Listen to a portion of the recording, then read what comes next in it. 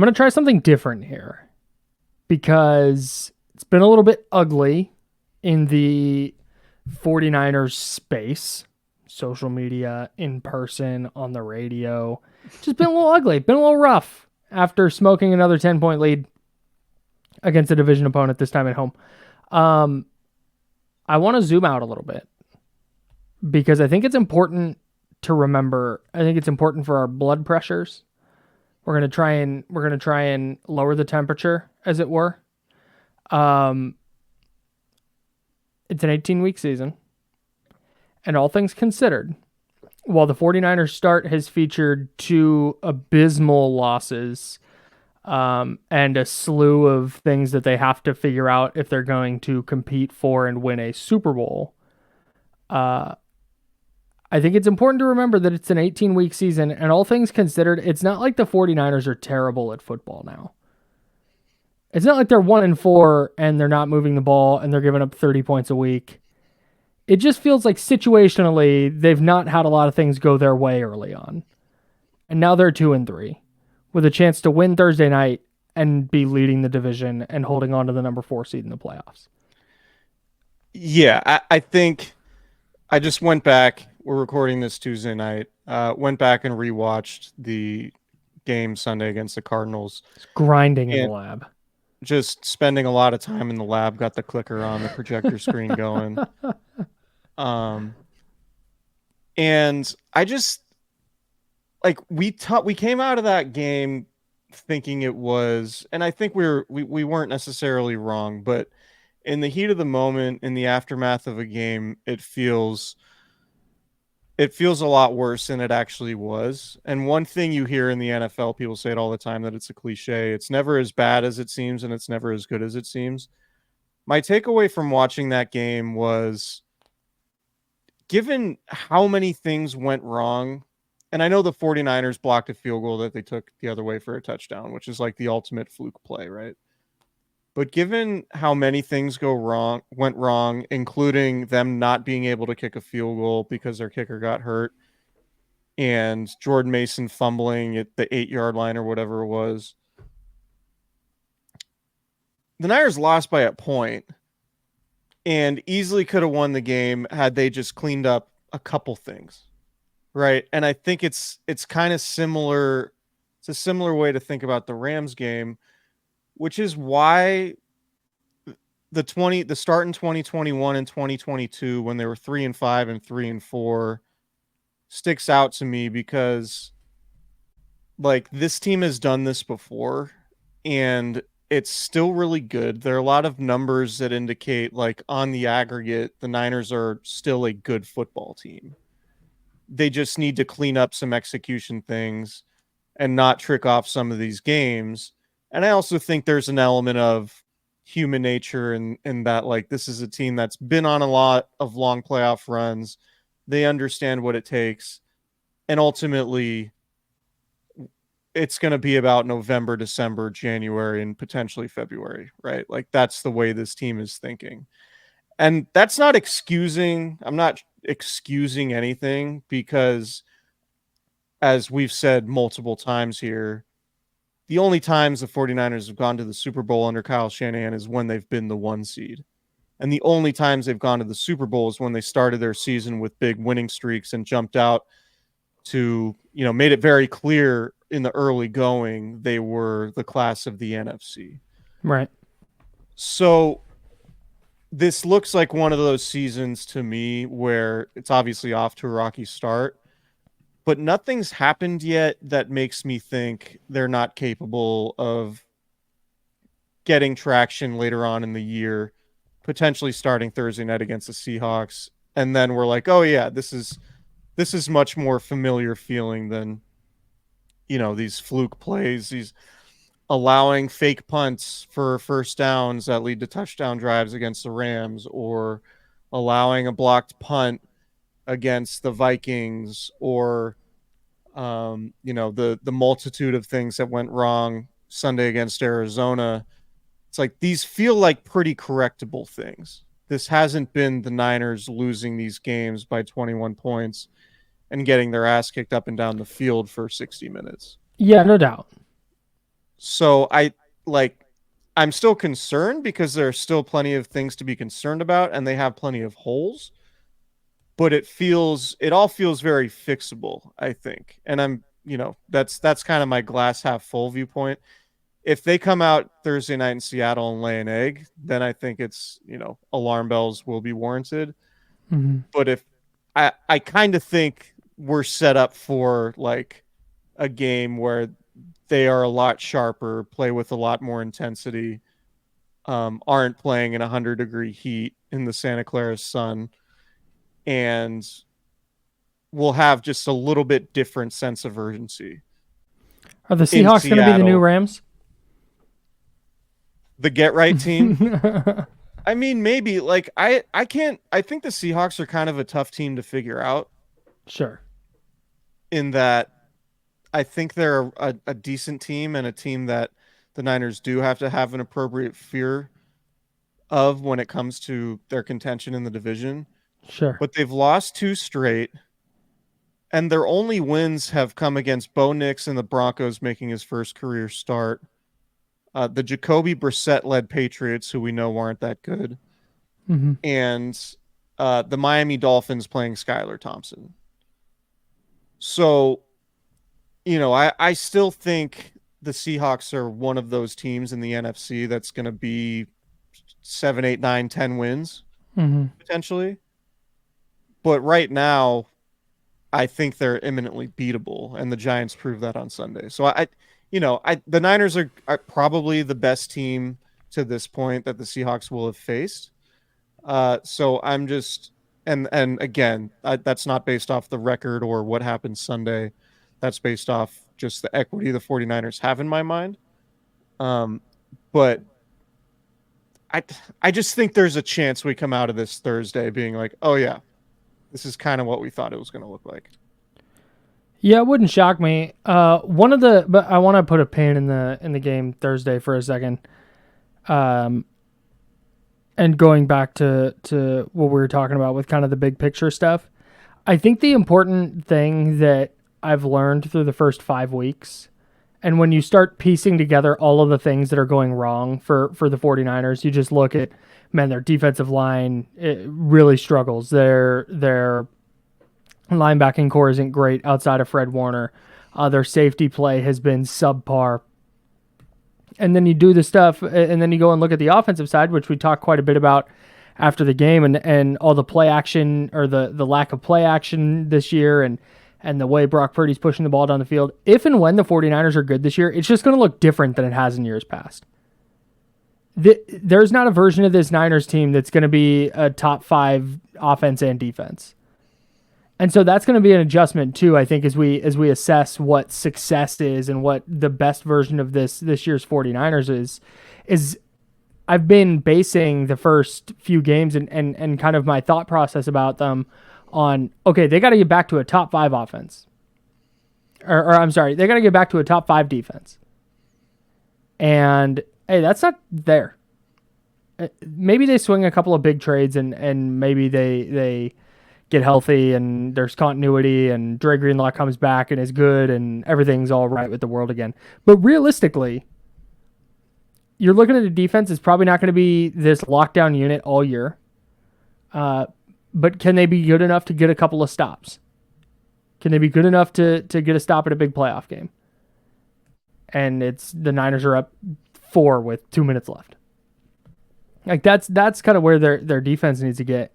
And so that's going to be an adjustment too, I think. It's just as this season goes on, recalibrating exactly what the expectations are. Obviously, the expectation is to win, but I don't think we can look at it as failure if they go into Seattle and they win 30-28 and going, wow, they gave up 28 to the Seahawks. Like, oh, that defense. Like, nah, it might just be what it is. This might just be a lot of games that are closer than they probably should be because they can't get a couple of stops. But I do think like their offense is going at 6.3 yards per play right now. They've turned it over 8 times, and they've turned it over in a couple of really crucial spots, including twice on Sunday against Arizona. So I just there's a lot of signs that point to a better version of this team. It's just going to look very different than it has over the past 5 years. Yeah, I would agree with that. I think they are think that might be the reason that Kyle Shanahan is trying to generate so many explosive pass plays and long developing plays, because he knows that, this isn't going to be a ball control, play to your defense type formula.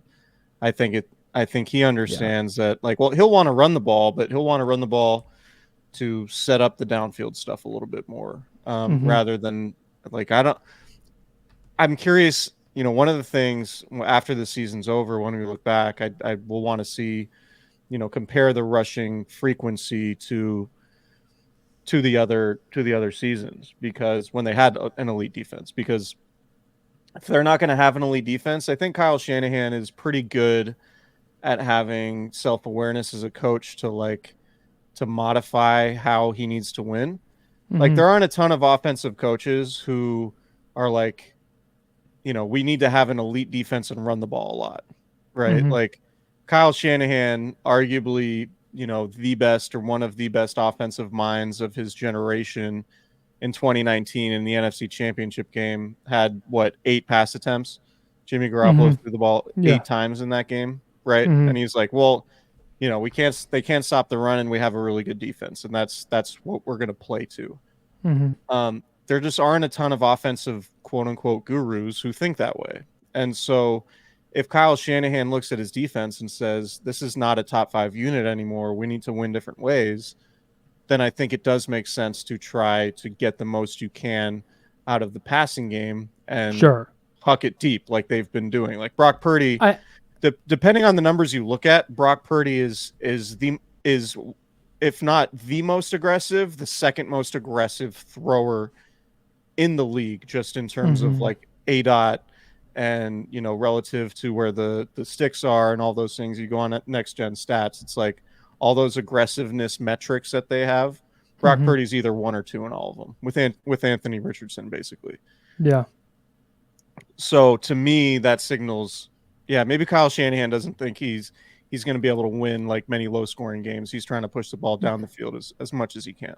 I respect the aggressiveness, but I also think that 41 dropbacks and 22 designed runs in a game where you were up 13 at halftime is probably excessive. That's all. That's true too, but they also, like, I'm fully on board with you, but like Jordan Mason is really the only running back you trust. Yeah. Isaac Guerrero had 5 carries for 22 yards and a long of 5 on Sunday. It's not like he's tearing it up. They don't trust Guerrero, nor do they really have reason to at this point. And, if you want to talk about from like a team building perspective, maybe they just like really need a running back they can trust, because otherwise, like, they're going to run Jordan Mason to the ground by the bye week. And maybe maybe that played into it. Like maybe I'm galaxy branding this, but maybe Kyle Shanahan also galaxy branded it and was like, got a game Thursday. Jordan Mason can't go 25 carries. We're going to need him more against Seattle. So here's 14 on Sunday. I don't know. I'm probably overthinking, but Jordan Mason leads the league with 105 carries, 10 more than Derrick Henry. I was going to say it's not close. Than Kyron Williams. Yeah. And it's not and he's not like an elusive back. Like we're talking about the Niners being like, man, they're like this pass happy team now, and Kyle Shanahan's like really getting away from what he likes to do, and it's like, oh yeah, Jordan Mason still leads the NFL in carries. Right. Well, the Niners running a shitload of plays. That's like true. that's kind of another part of it is without the long touchdowns or the they've had a lot of explosive plays, but it's a lot of like 12-yard runs, 13-yard runs, 23-yard pass, 24-yard pass, not like 50, 60, like we've kind of seen them do in years past. So, it's going to be different. And I think as we kind of assess that, it's going to require some recalibration as we go along here. Yeah. I think the point here, like the Niners are 17th in passing attempts, and they're normally like 25th or below. And they're still 5th in rushing attempts. So they have thrown it 2 more times than they've run it this year. Yeah, that's the weird thing. And they're still second in the league in yards per play. So like the efficiency's there. They got to get better in the red zone. And like rewatching the game, it was like, like Kyle Shanahan said it, and this isn't something that like fans want to hear, and it's like very football cliche, but it was like a little thing on each play. It was like Brock Purdy kind of had a bad throw. They didn't, the timing on the George Kittle, they did run flow on that Kittle play, by the way, the play action. Yeah, they sure did. Right. They sure did. And it was just the timing was a little bit off. The throw wasn't super accurate. Like Brock wasn't particularly sharp. I thought Juwan Jennings, there was a play where it looked like Juwan Jennings ran or beat the corner on a go ball. And if Brock Purdy lays it out in front of him, it's a touchdown. But he kind of went back shoulder with it. And Jennings caught it, but he was pushed out of bounds as he caught it, and it was incomplete. Yeah. And I was like, man, if he just lets it, if he leads Jennings there instead of does the back shoulder thing, it's an easy one. So there were a few plays like that where Brock just like wasn't super sharp. And then, they kind of struggled to run the ball in the red zone. So, like the red zone stuff is an issue for sure. But it doesn't feel like they can't correct it because this is a team that's been, and again, maybe they can't without Christian McCaffrey. I think that's entirely on the table. But again, the point here is like, I don't come away from Sunday's game thinking none of this stuff is fixable and they can't get back to that level they want to be, because frankly, like you look around the NFC, like, do you really believe that Washington and Minnesota that are going to be there? Like, at the end of December, we're going to look at those teams and be like, hey, those are the two clear, far and away the best teams in the NFC. Because we might. Jaden Daniels fucks, dude. It's awesome. No, he does. But like that defense is horrendous. And no, the only reason I could see what I don't. This is not FedEx Field Chronicles, but Washington's schedule, they have Baltimore this week, and then it's like Panthers, Bears, Giants, Steelers, Eagles, Cowboys, Titans going into their Week 14 bye.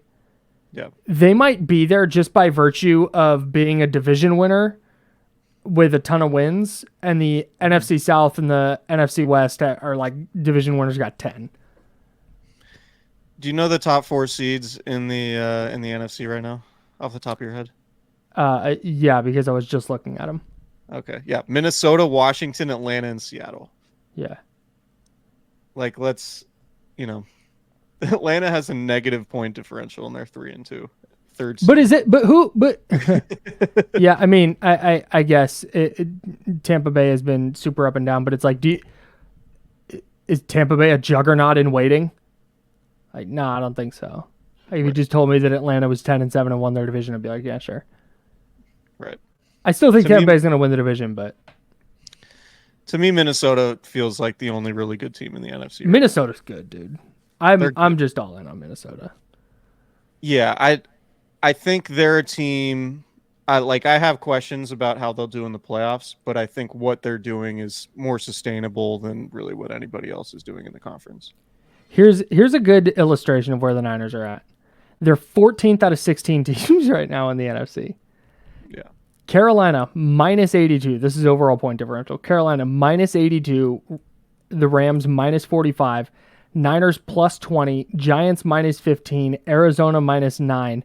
Saints are still a plus 44 because they kicked the shit out of 2 teams to start the year and then lost 3 in a row.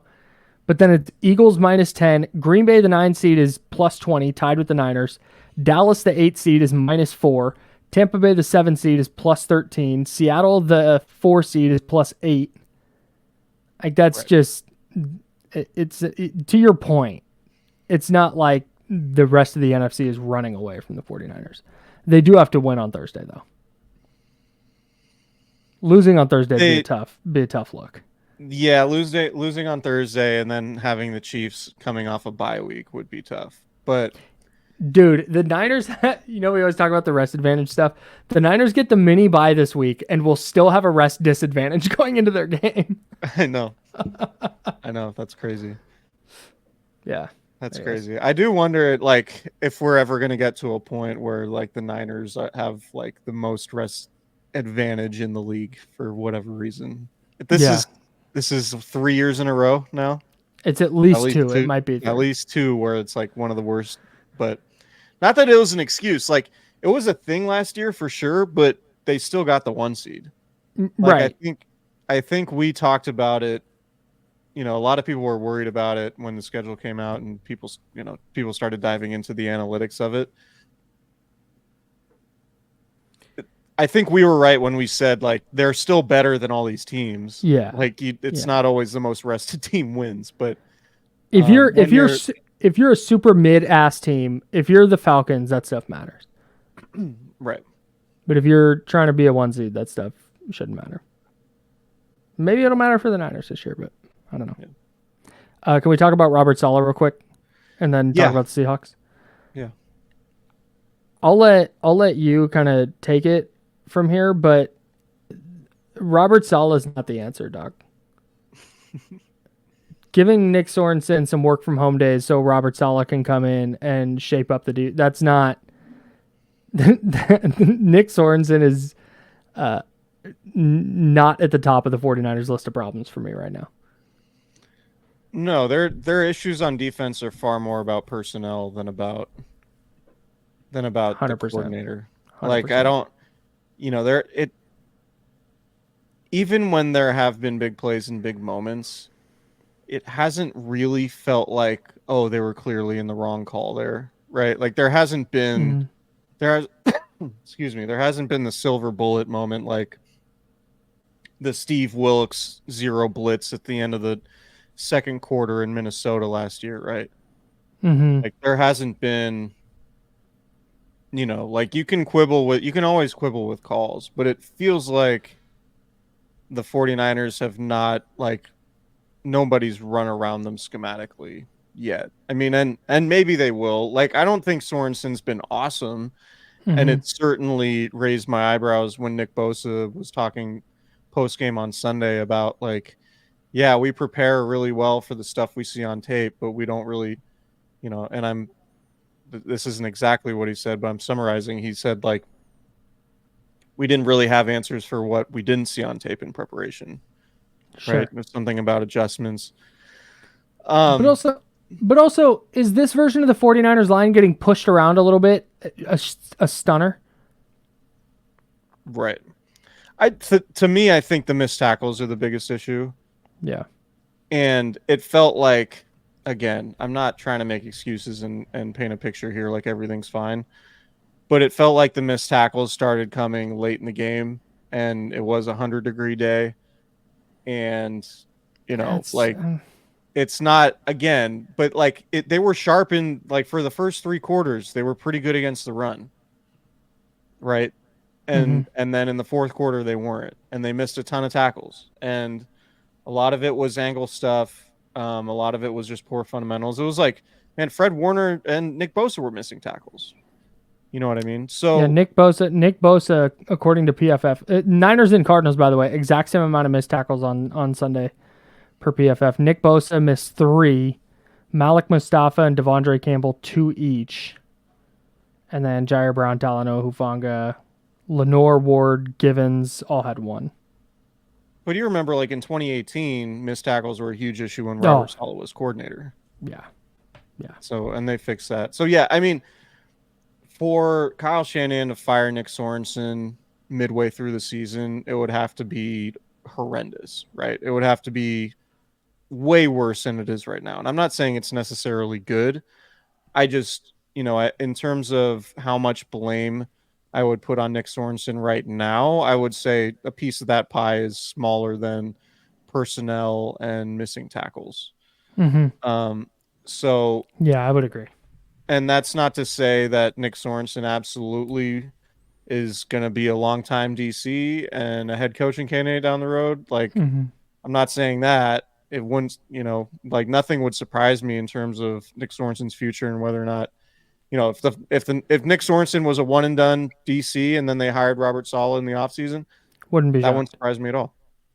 I saw Mayoko on his YouTube channel bring up the idea that maybe Robert Saleh in his next job will want to distance himself from Kyle Shanahan to prove his own merits in a little bit different way than just being, somebody who's on Kyle Shanahan's staff. And maybe that, I don't know if, I think that was an interesting point, because I would assume that Saleh would just love to come back. But if Saleh wants to, do something and about that's more about like him carving out his own path and maybe going somewhere that isn't Kyle Shanahan would make sense too. Yeah, no doubt. And to be clear, the personnel stuff goes for next year too. Like you can't just hire Robert Saleh and go, great, top 5 defense again. Like they've got holes to plug it at multiple spots. So, well, next year you hope like, if you move on from Drake Greenlaw, you don't bring him back, then you hope D Winters can be like smarter. Right. Yeah. You hope Renardo Green can do what Diamador Lenore has done. Sure. So you don't have to play Isaac Yiadom. You hope Malik Mustafa can be a more competent player than, and I'm not saying he's incompetent right now. I'm just saying he's clearly a rookie. Right. You hope he grows into a larger role for sure. Yeah. You hope Evan Anderson continues to develop, get those practice squad guys in there. Yeah. So that was just, I saw that a lot today. It just, remember too, Matt Barrows, the other Matt who's covered the 49ers for a million years. He also brought up that in 2018, everybody was ready to get Robert Saleh out the door too. Right. And then they got better players and all of a sudden like, whoa, hey, look, Robert Saleh's awesome. Like, yeah, man, sometimes you just need dudes. So I'm also not ready to punt on Nick Sorensen just yet. The conversation in the NFL, particularly like when you're used to a team having a good defense, it's way easier in a fan's mind, I think, to fire a coach than to say this guy's just not playing well at the moment. Well, yeah, dude, because because people aren't this is not an insult in any way. This is just how being a fan is. You're not firing up the all-22 and diving into defensive schematics to figure out, hey, how can they take a hybrid of the Vic Fangio 3-4 and the Pete Carroll 4-3, and what can they do differently to blend these two schemes? Like, that's insane. Like, that's not like so what you do is the coach goes. That's just that's the discussions we're going to have on Sports Talk Radio. That's what we're going to talk about on Twitter. Leave the schematic stuff for the people who get paid to do schematic stuff. We're here for takes. Right. Anyways. Yeah, so being removed from Sunday and rewatching it, overall, the temperature for me has dropped a little bit. Because it did seem like pretty calamitous at the time, and now it's just kind of like, it took a lot of weird things to happen for them to lose that game, and it's not like they lost by 21 points. Here's the other thing. If the Rams, and this is the last thing I'm going to say on this, if the Rams don't get that 4th and 6 fake punt, and the 49ers go down and score and make it 21-0, and they just cruise in that game, or if they just win it, Nick Moody hits the field goal, Ronnie Bell makes a catch, and they win it from there. Whatever happens, they win that game. I think it feels less calamitous that this happened against Arizona. It's just a game where, like, damn, untimely fumble. Damn, untimely interception. Tough. Oof, 1 of 6 in the red zone. Not going to win a lot of games where you do that. But it's the fact that they'd already blown a lead to a division opponent, a worse division opponent. It's the fact that they went 1 for 6 in the red zone and 1 for 5 in goal to go situations when the red zone has been such an issue all year. It's that their defense yet again couldn't get a stop in a big spot. It was just all these things that happened in that game and have happened a couple times this year, just all happened at once. It's like, yeah. And I think there was when Jordan Mason fumbled, I was like, there's no way they're winning this game. They're 100% losing. So thinking about it right now, they're 0-2 in the division, right? They win the rest of their division games. They're 4-2 in the division. The division is still very much there for them. If they lose Thursday and fall to 0-3 in the division, then I think the division's off the table. They can still get to the playoffs and be a wild card team, but I think the stakes for Thursday are keep your hopes of winning the division alive. Because even though you start 0-2, I don't have any reason to think this team can't run the table in the division and go and finish the year 4-2 against the rest of the NFC West. Yeah. Right. Yeah. Like they'll have the Rams at home. They'll be really angry when they go play Arizona. And then they'll have Seattle at home. Like I think they'll be angry against the Rams too. I think if they win Thursday, there's a real chance they go 4-2 against the NFC West teams, and then it's like, oh yeah, they won the division anyway, despite starting 2-3. Yep. And we'll look back going into the playoffs and going, hey, remember when they were 2-3 and everybody thought the season was over? Right. Yeah. Christian McCaffrey comes back in November and they're just like destroyer of worlds again. It's like, oh yeah. Yeah, dude, stay afloat until Christian McCaffrey comes back. Can you get to the bye at 4-4? And then if he comes back after the bye, Kyle Shanahan saying they expected to get guys back after the bye was interesting. Yeah.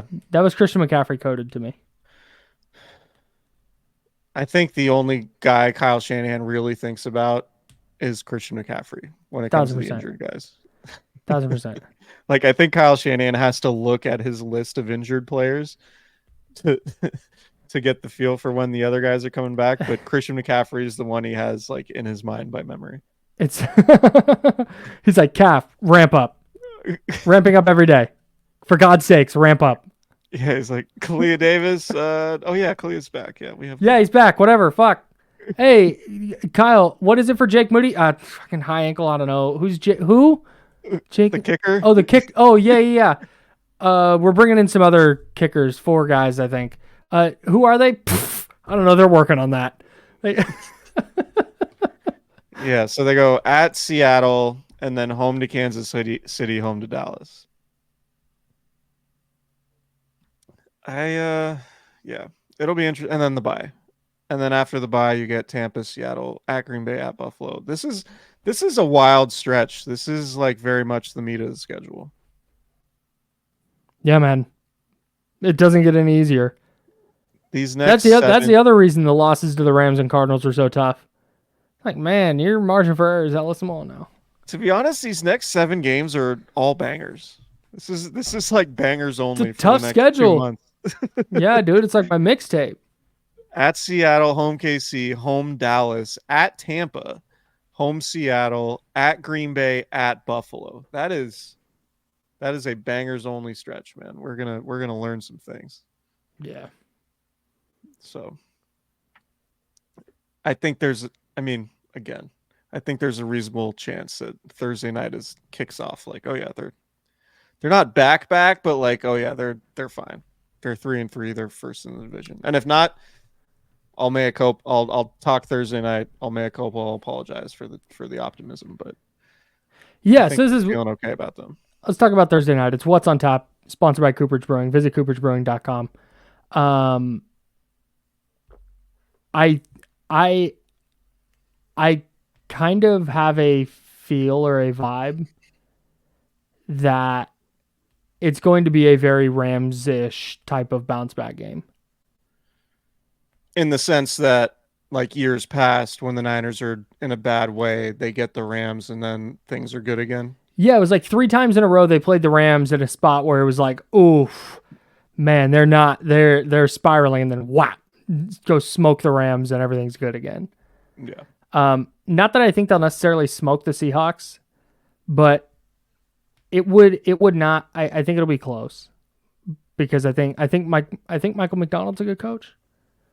But it wouldn't shock me at all if the Niners just went out and won like 27-13. Right. And it was just coming out of Thursday. It's like, oh, where's that been all year? That wouldn't surprise me even in the slightest if that's how Thursday went. There's something that, like, the all-white uniforms, the prime time in Seattle, there's something about that where they don't have a letdown game under those circumstances in Seattle. Not with Brock Purdy under center. Even like 2019, right? In week. Oh yeah, week 17. Week 7 was that 17 or 18? Week 17. It was 2019. The additional game came in 2021 after the pandemic. Oh, good timing. Yeah. That was the 2019 season was in the before times. Pre-pandy. Yeah, I think I don't know. That just something about that spot going to Seattle in a nationally televised primetime game, wearing the white uniforms, going against that crowd. I think there's just not really a letdown game. Whereas I think a letdown game is far more likely at home when, a third of the fans are in the concourse watching the game on TV because it's too hot in the stands against a division opponent that you think you're just going to roll over. Yeah. Right. So I love it though. And the Seahawks are going to be wearing their throwbacks. It's going to be fire. It is going to be an elite uniform matchup. It is going to be very aesthetically pleasing. It's going to be really strong. Plus, like, Seattle night games just kind of hit. Yeah. So here's the biggest thing I think we get. I think we get a Brock Purdy bounce back game. Mm-hmm. Where I feel like he was feeling himself a little bit on the deep ball. And I think you're really going to see, after coughing up that game against Arizona, I think you're really going to see like definitely not a game where it's just like all checkdowns, but definitely a larger reliance on short throws. Yak. I think it's just going to look more like for the 49ers offense we've seen in the last couple of years. Yeah, I also think we're going to get a Deebo Samuel bounce back game. I totally agree. We'll get. I will reserve my take for when we do Prize Picks. Yeah, Deebo's coming off a game where he had 1 catch on 3 targets. In fact, you know what? That reminded me. I was going to look this up. Wanted to find the history of Deebo Samuel having slow games. Off the top of my head, it feels like Deebo has some big games in Seattle. Yeah. It felt like he had a big game in Seattle in 2019. Last year at Seattle, 7 catches for 79 yards, 4 runs for 15 yards, and a touchdown. Yeah. Man, he does not have very many. He does not have a lot of bad games, man. Yeah. But yeah, no, he definitely cooks in Seattle. If you have Brandon, but different defense. Back, yeah. I mean, that's if you're worried about the game from a Niners perspective, I think what you point to is Mike McDonald and the way his scheme, at least with the Ravens, was really successful against Shanahan and other Shanahan tree offenses last year. Mm-hmm. Because of what they did. They made the Niners look very ordinary, and that was a very big game. Was it Christmas? Is that Christmas Day? Yeah, Christmas Day. Yeah. But the counterpoint to that is this Seahawks defense isn't nearly as talented as that Ravens one was. No. I'm looking real quick. Deebo Samuel against Carolina. This is 2022. 2 catches for 20 yards and a touchdown with 2 carries for 12 yards. Comes back the next week, 7 for 79 with 2 carries for 11. And then against the Chargers, he goes 2 catches for 24 yards with 4 carries for 27. Bounces back 7 catches for 57, 3 carries for 37 and a touchdown. Yeah. I'm expecting a big Deebo game. I also expect Brandon Ayuk to have another big week. I think Brandon Ayuk's back. Yeah, I think he is too. I think he is too. And yeah, should we just go right to Prize Picks? Because I have. Yeah. Do you have a score prediction real quick? Score prediction. I'll go 30-22 Niners. I'm going to go 23-17 Niners. That was like the score of every Niners Seahawks game for like 5 years in a row. Yeah, it's 2 touchdowns, 3 field goals for the Niners. Yeah. Yeah, I feel good about that. And that's what's on tap. Brought to you by Cooper's Brewing. Visit coopersbrewing.com. Order some beer. Hell yeah, love beer. Also, come to our live event that we're going to talk about in our intro. and at the end here. But do you want to do your prize picks, Reed? Yeah, I'm gonna do. We'll do Prize Picks right now. We love Prize Picks. It is our very favorite way. Or at least I'm gonna speak for you two here, Chris. It's our very favorite way to consume sports. I've been big on the baseball postseason.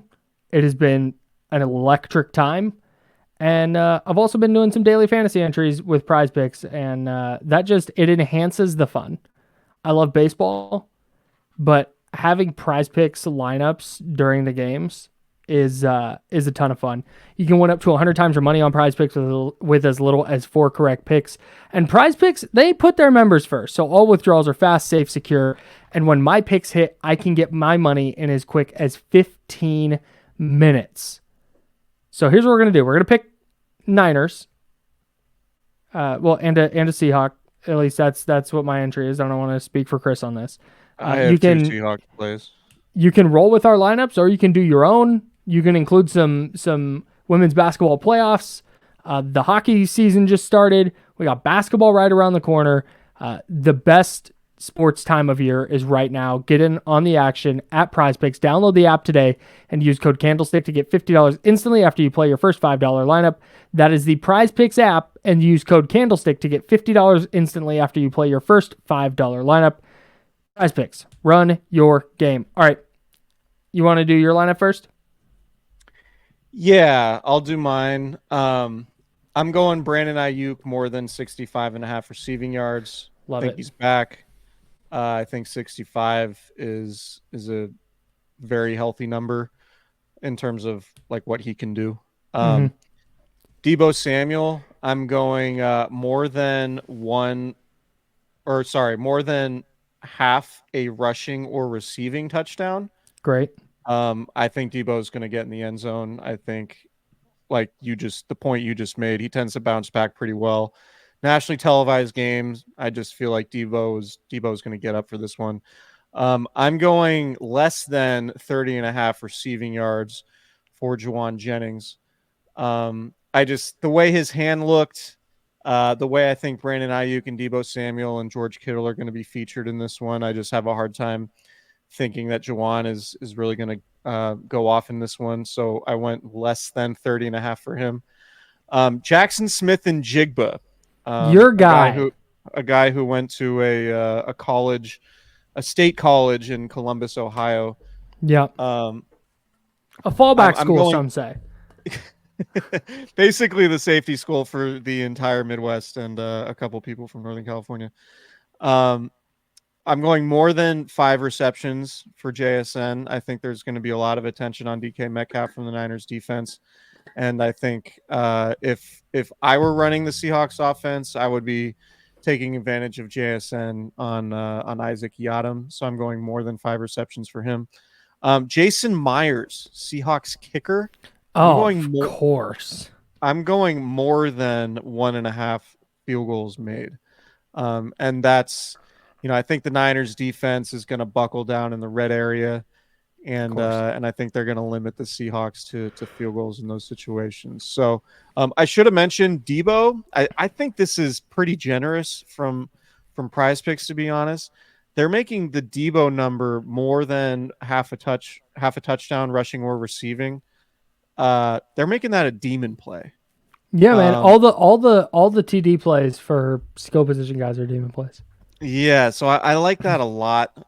So again, 65.5 more for Brandon Ayuk, more than half a touchdown for Deebo, less than 30.5 receiving yards for Juwan, more than 5 receptions for JSN, and more than 1.5 field goals for Jason Myers. And that is that's a flex play. I'm growing up a little bit. God, I love this for you. This is so great. I went 5 plays, flex play. Gonna try to increase my odds here, and if they all hit, which I think they will, obviously I picked them. If they all hit, that's a pretty nice number, pretty nice multiplier. So you posit that the Seahawks should not line up Jackson Smith and Jigba in the slot like they do roughly 90% of the time, 85% of the time. He's gonna get his catches. Okay. He's gonna cook. So wow, this is Diameter Lenore hate. This is crazy. Anytime he's lined up on Isaac Yadam, go get it. You got JSN going against Lenore on Thursday, and then you got the Buckeyes from Ohio State traveling to play the Oregon Ducks on Saturday. So a lot of Duck on Buckeye action these next few days. Sure, yeah, that's big time. Including in this household. Wait, really? Yeah, Leanne's an Oregon Duck. Oh, I had no idea. The thing is she's yeah. not like super obnoxious about it, so I didn't know. It's a house divided currently. I'm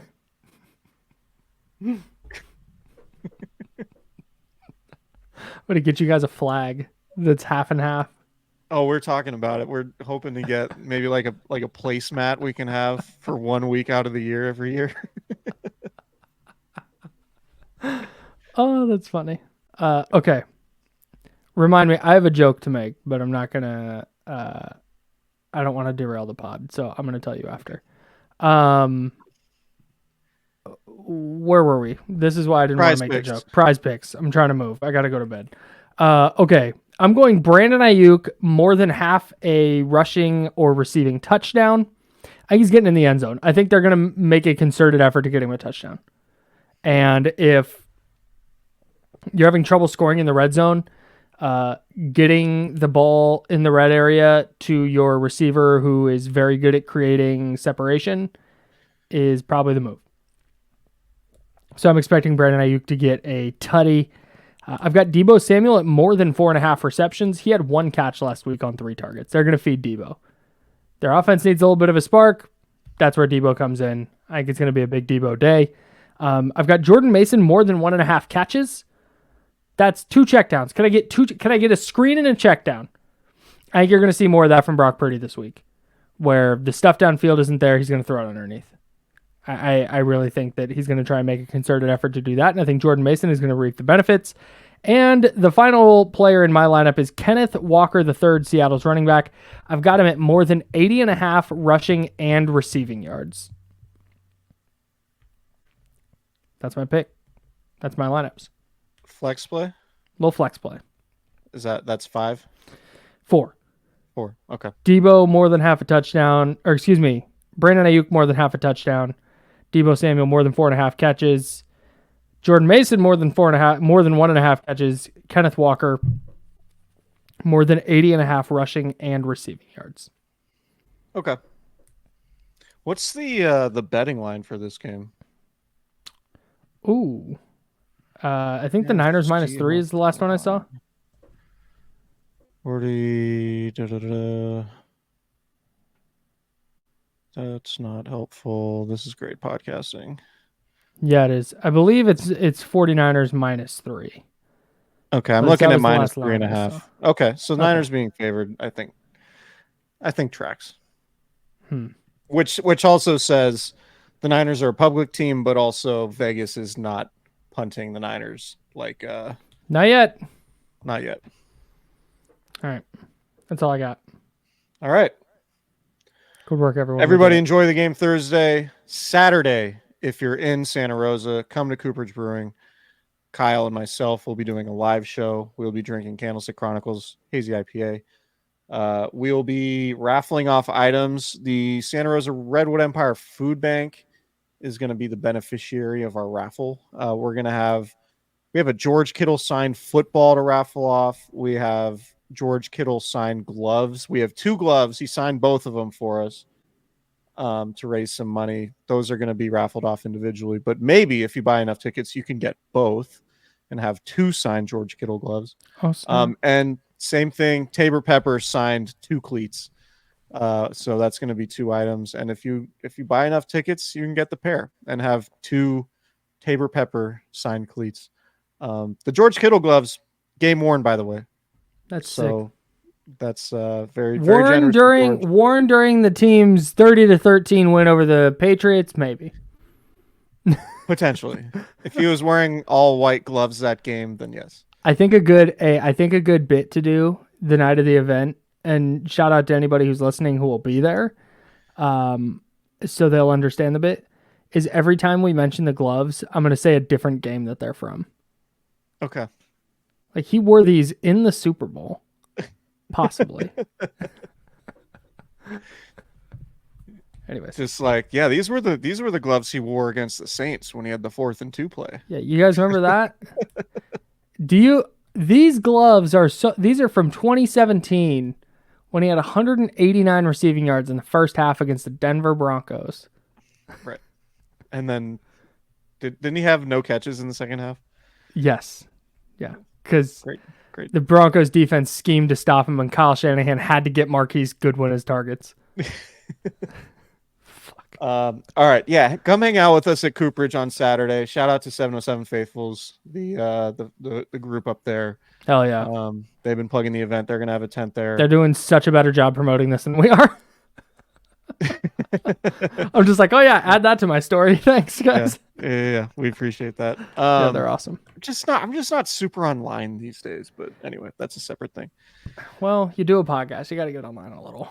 I know. But yeah, come hang out. Live show. We'll hang out before and afterwards. Probably watch at least some of the Ohio State Oregon game if you're into that sort of thing. And are we watching it at Coop? I mean, we could. We got a tea time.